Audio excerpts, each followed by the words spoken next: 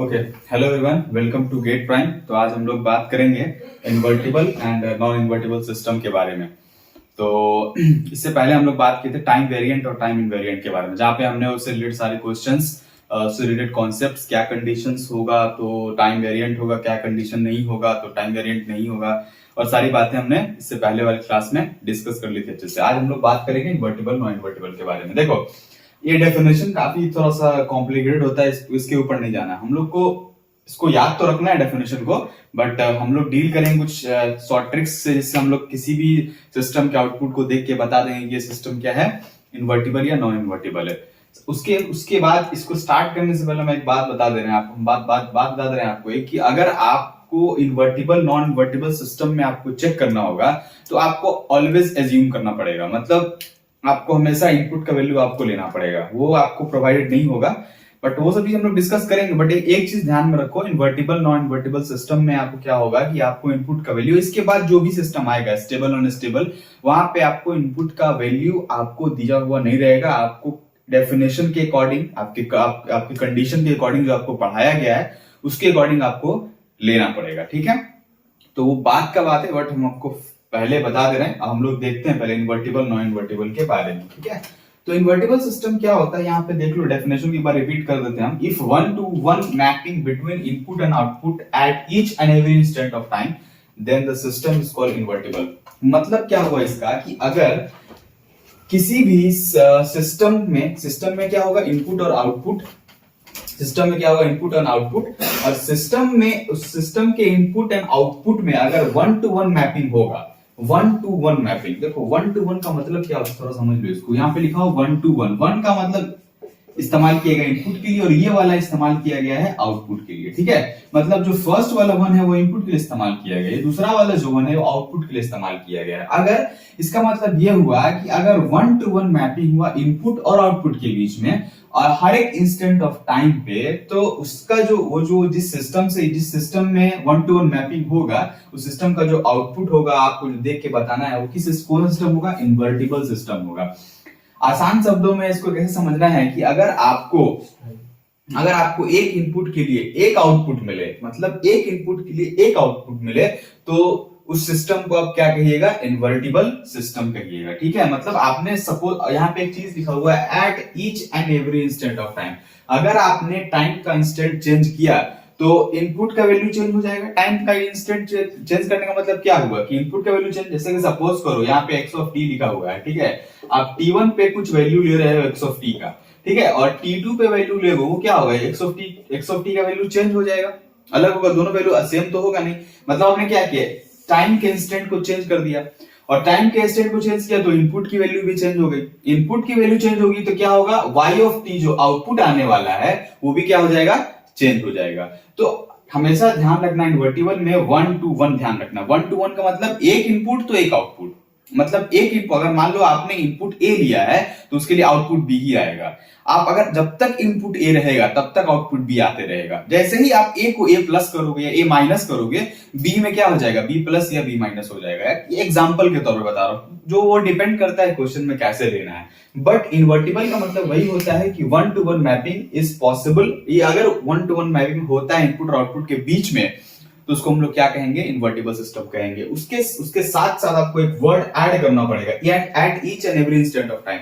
नहीं तो क्या होगा, क्वेश्चन में आप एग्जामिनेशन में क्या करेगा ना, टी तो दिया रहेगा t1 सपोज करो, और बोलेगा t+1 में ये सिस्टम इन्वर्टिबल है या नहीं है।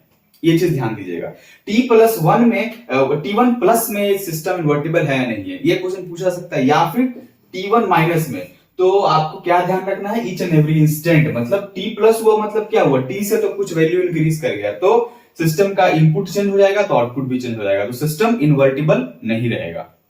पहला पॉइंट हुआ 1-to-1। फर्स्ट पॉइंट क्या हुआ इन्वर्टिबल में, 1-to-1। दूसरा पॉइंट क्या हुआ, eight each and every instant of time, ठीक है। ये पॉइंट क्लियर होता है। उसके बाद एक छोटा सा, ये एक तरह से ग्राफ या मैप कह लो आप इसको, इन्वर्टिबल सिस्टम को समझने के लिए, जहां पे आपको ये लिखा हुआ एक इनपुट, यहाँ इसका मतलब ये हुआ कि एक इनपुट के लिए दूसरा आउटपुट, मात्र यही होगा, इसका मतलब यही हुआ, ठीक है। ये ग्राफ का मतलब यही होता है, एक इनपुट के लिए दूसरा आउटपुट, ठीक है। उसके बाद यहाँ पे एक टर्म दिया हुआ है, पॉइंटी है, design of inverse system is possible in invertible system. Inverse system क्या होता है, ये हम लोग थोड़ा देर बाद बात करेंगे, जब हम लोग नॉन इन्वर्टिबल पढ़ लेंगे उसके बाद। फिलहाल अब ये समझो कि इन्वर्टिबल सिस्टम जो होता है उसका इन्वर्स भी बना सकते हो, ठीक, इन्वर्स आप उसका बना सकते हो इन्वर्टिबल सिस्टम का।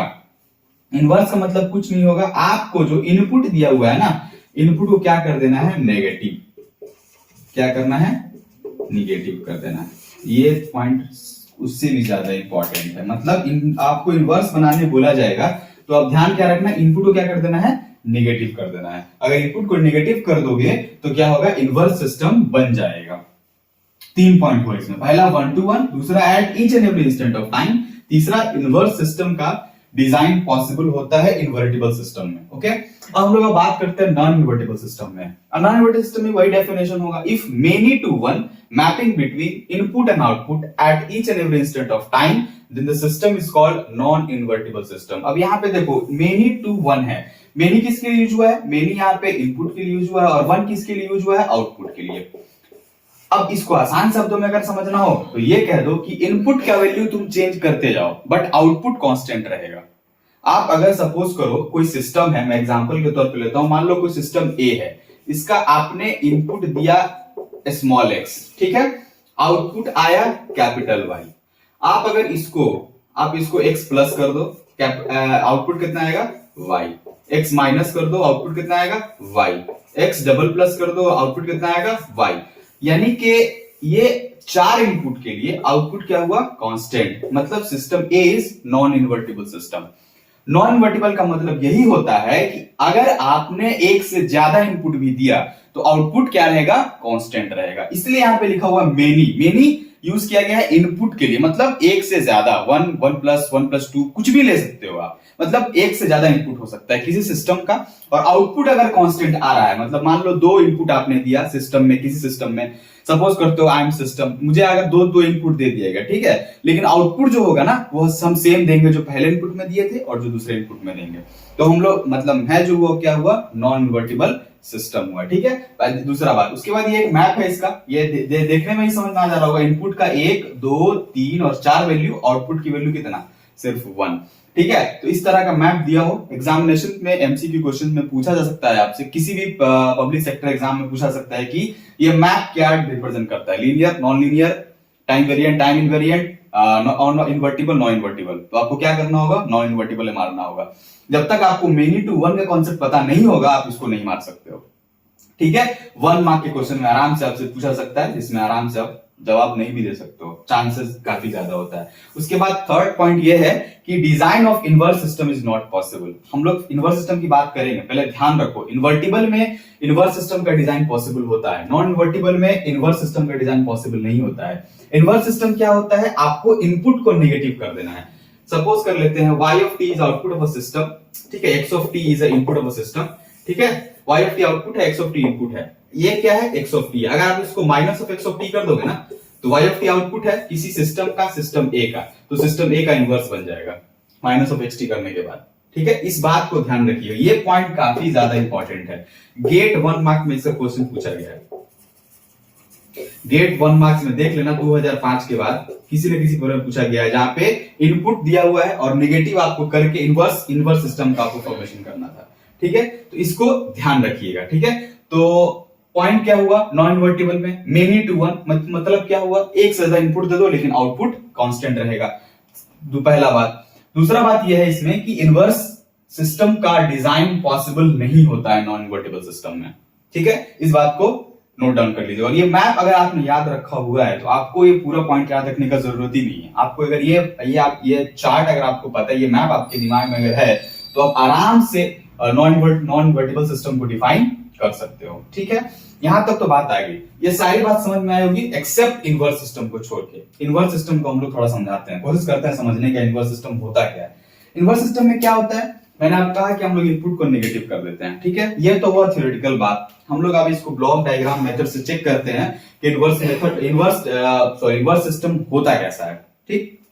तो देखो जरा, यहाँ पे मैंने एक इनपुट लिया है, सिस्टम लिया है जो कि इनवर्टिबल है, ठीक है। उसका एक इनपुट है x of t, क्या है input, x of t input है, ठीक है, एक्स ऑफ टी इनपुट है, आपने उसे इन्वर्टिबल सिस्टम से पास कराया। कंडीशन यहाँ पे है, मेंशन है इन्वर्टिबल सिस्टम। इन्वर्टिबल सिस्टम मतलब क्या है, यानी 1 to 1 है, यानी कि एक इनपुट के लिए एक आउटपुट होगा और इन्वर्स सिस्टम का डिजाइन इसके अंदर पॉसिबल है, इस बात को ध्यान रखिएगा। तो इन्वर्टिबल सिस्टम है, यानी कि इसमें इन्वर्स सिस्टम को हम लोग बना सकते हैं, तो हमने एक इन्वर्स सिस्टम भी लिख दिया। अब हुआ क्या, जब आपने as a input x of t इस्तेमाल किया था इन्वर्टिबल सिस्टम के लिए, तो आउटपुट मिला आपको वाई ऑफ टी, ठीक है। और वाई ऑफ टी मिलने के बाद अगर आपने वाई ऑफ टी को as a input inverse system में आपने उसको डाला, तो आपको वहां से फिर आपको एक चीज देखने को मिला, that is x of T. इसका मतलब क्या हुआ कि जो आपने इनपुट इन्वर्टिबल सिस्टम में यूज किया था, वही सेम वैल्यू इन्वर्स सिस्टम का आउटपुट आ रहा है। मतलब क्या है कि इन्वर्टिबल सिस्टम का जो इनपुट होगा वो इन्वर्स सिस्टम का आउटपुट होगा, ठीक है। यानी एक्स ऑफ टी हमने क्या as a input for invertible system, और एक्स ऑफ टी यहां पे क्या है, as a output for inverse system, ठीक है। तो इन्वर्स सिस्टम क्या होता है कि जब आप क्या करते हो, किसी भी इन्वर्टिबल सिस्टम का जब आप इन्वर्टिबल सिस्टम में जो इनपुट यूज करते हो, तो उसका जो इन्वर्स सिस्टम जो होता है ना, इन्वर्स सिस्टम जो उसका बनता है, वो क्या होता है कि वो जो इनपुट आपने यूज किया है वो क्या हो जाता है, यहाँ पे इन्वर्स सिस्टम का आउटपुट हो जाता है, ठीक है। तो इन्वर्स सिस्टम का कॉन्सेप्ट यही होता है। उसके बाद हम लोग यहाँ पे इस इन्वर्टिबल सिस्टम और इन्वर्स सिस्टम को कंबाइन करके हम लोग बोलते हैं कंपोजिट सिस्टम। क्या बोलते हैं, कंपोजिट सिस्टम बोलते हैं। मतलब combination of invertible system and inverse system is called composite system. Composite system मतलब क्या होता है, इन्वर्टिबल सिस्टम और इन्वर्स सिस्टम को मिलाने के बाद एक नया सिस्टम बनेगा, ठीक है, नया बॉक्स बना, ठीक है, नया एक स्क्वायर फॉर्म में ब्लॉक बना, उस ब्लॉक को हम लोग क्या कहेंगे, कंपोजिट सिस्टम कहेंगे, ठीक है। और उसके बाद एक और पॉइंट यहाँ पे नोट करने वाला है कि अगर आपने इन्वर्टिबल सिस्टम को इन्वर्स सिस्टम से सीरीज में कनेक्ट किया, ये क्या है, सीरीज कनेक्शन है। पैरेलल क्या कहां होता है, इसके जस्ट नीचे होता है, ठीक है। बट ये क्या है, सीरीज में इसके साथ है। अगर आप इन्वर्टिबल सिस्टम को इन्वर्स सिस्टम से सीरीज में कनेक्ट करोगे तो कंपोजिट सिस्टम तो बनेगा ही, क्योंकि इससे कॉम्बिनेशन हुआ दो सिस्टम का। उसके साथ साथ इस पूरे कंपोजिट सिस्टम का जो गेन होता है ना, gain of this whole composite system is equal to 1। क्यों 1 हुआ गेन, क्योंकि आपने जो इन्वर्टिबल सिस्टम में इनपुट यूज किया था और यहाँ पे जो आपको आउटपुट मिल रहा है, दोनों क्या है, सेम है। तो ओवरऑल रिजल्ट कितना हो गया, इस पूरे कंपोजिट सिस्टम का 1 हो गया। लेकिन शर्त क्या है कि आपको इन्वर्टिबल सिस्टम और इन्वर्स सिस्टम को आपको क्या रखना पड़ेगा, सीरीज में रखना पड़ेगा। सीरीज बोलो या फिर कैस्केड बोलो, सीरीज बोलो या फिर कैस्केड बोलो, ठीक है। दोनों में फर्क होता है, लेकिन समझाने के लिए यहाँ पे सीरीज ही रखते हैं। जब नेटवर्क थ्योरी पढ़ाया जाएगा तो उसमें कैस्केड के बारे में बताया जाएगा। सीरीज बोलो या फिर कैस्केड बोलो, ठीक है। लेकिन कंपोजिट सिस्टम में गेन 1 तभी होगा जब इन्वर्टिबल सिस्टम और इन्वर्स सिस्टम दोनों क्या होगा, आपका सीरीज में या कैस्केड में कनेक्टेड होगा। और 1 इसलिए होगा क्योंकि आपने जो इन्वर्टिबल सिस्टम में आपने जो इनपुट इस्तेमाल किया है वही इन्वर्स सिस्टम का आउटपुट है, ठीक है। इस बात को हमेशा ध्यान रखिएगा। तो इन्वर्स सिस्टम का यही होता है सिग्निफिकेंस। और इसका जो मेन आपको क्वेश्चन जब बताया जाएगा इससे रिलेटेड, तो आपको समझ में आएगा कि एक्चुअली में हम इन्वर्स सिस्टम क्यों बताना चाह रहे थे और कैसे ये यूजफुल होता है इन्वर्टिबल सिस्टम और नॉन इन्वर्टिबल सिस्टम में क्लासिफिकेशन करने के लिए, ठीक है। ये बात को ध्यान रखिएगा। तो हम एक बार और से ओवरव्यू कर लेते हैं पूरे जो टॉपिक हमने आज पढ़ाया। यानी कि इन्वर्टिबल का मतलब होता है 1 to 1, एक इनपुट के लिए एक output at each and every instant of time. Instant बदलोगे, इनपुट बदलेगा, आउटपुट भी बदल जाएगा, ठीक है। उसके बाद होता है ये इसका ग्राफ समझ में आना चाहिए आपको। उसके बाद यहाँ पे कहा गया है कि इन्वर्स सिस्टम का डिजाइन पॉसिबल है इन्वर्टिबल सिस्टम में, ये बात ध्यान रखनी है। इन्वर्स सिस्टम का मतलब क्या होता है, आपने इनपुट को निगेटिव करना है, बार बार बोल रहे हैं इनपुट को निगेटिव करना है। क्वेश्चन इसके बाद हम लोग क्वेश्चन करेंगे जहां पे इसका इस्तेमाल होगा। नॉन इन्वर्टिबल का मतलब होता है मेनी टू वन, यानी कि एक इनपुट मतलब बहुत सारे इनपुट के लिए आउटपुट क्या होगा, सेम होगा। इसमें इन्वर्स सिस्टम का डिजाइन पॉसिबल नहीं होता है। इसका ये चार्ट है, आपको समझ में आना चाहिए। इन्वर्स सिस्टम समझ लिए, कंपोजिट सिस्टम समझ लिए, उसका गेन समझ लिया। 1 क्यों होता है, क्योंकि इसका इनपुट और इसका आउटपुट दोनों सेम होता है। Composite system is a combination of invertible system and inverse system, ठीक है। So this is about invertible and non invertible. जितने भी इंपॉर्टेंट पॉइंट्स है मैंने डिस्कस कर दिया, कोई प्रॉब्लम इसमें होना नहीं चाहिए और इससे ज्यादा कहीं पूछेगा भी नहीं और मैं बताऊंगा भी नहीं आपको, ठीक है। तो इसके बाद वाले क्लास हम लोग डिस्कस करेंगे what type of questions asked from the topic of invertible and non invertible system. तब तक के लिए थैंक यू.